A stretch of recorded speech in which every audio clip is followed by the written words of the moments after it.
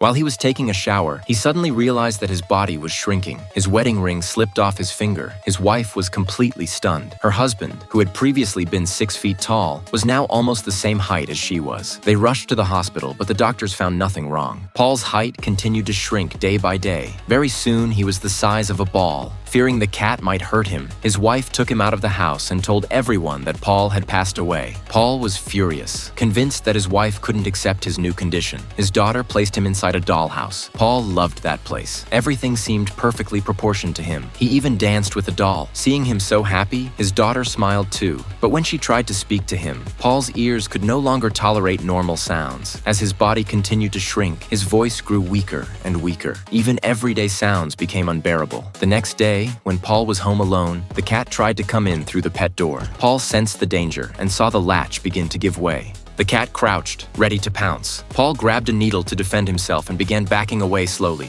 Suddenly, the cat lunged at him. Paul managed to slip through a crack, but fell straight into the basement. Luckily, he landed in a trash can, and the trash cushioned his fall. When his wife returned, she discovered that Paul was gone. Paul shouted for help, but his voice was too weak. Seeing the cat sneak in again, she felt an inexplicable fear. Paul tried to get her attention again and again, but she never saw him. Finally, she left the basement. But for Paul, the stairs were now impossible to climb. He had no way out. He found a small piece of chalk and wrote his name on the floor in the hope that someone would see it. Then he built a makeshift shelter out of a cardboard box, sealing all the gaps, because now even an insect could endanger his life. Every day, Paul stayed at the bottom of the stairs calling for help. A month later, he was already the size of an egg. A spider mistook him for prey. Paul waved his needle around in self-defense. The spider was almost as big as he was. He found himself cornered, with no way out. Just as he was about to be devoured,